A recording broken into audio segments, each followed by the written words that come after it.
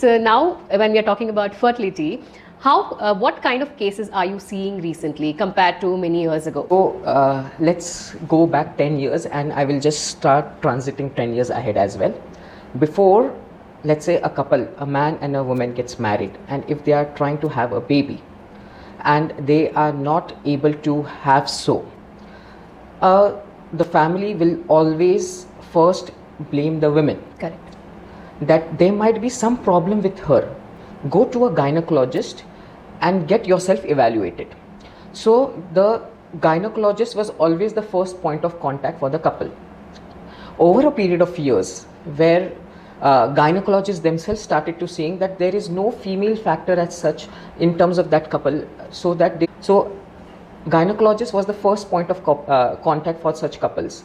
And on evaluation, most of the women were considered to be normal in terms of fertility evaluation.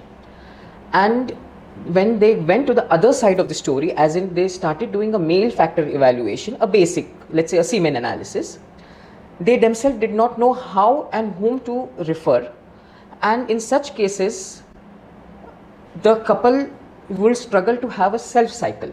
Right. In terms of natural pregnancy, in terms of, let's say, an ART, because ART also developed during that time, but there were difficulties in managing complex male factors. So donor sperm was an option during those days.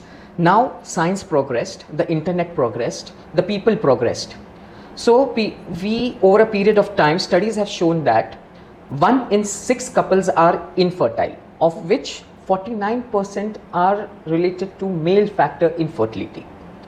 So now people are Googling, and they might be using ChatGPT to the best of abilities, and getting to know that yes, definitely there is a male factor infertility which needs to be addressed, optimized, and get a baby of their own DNA.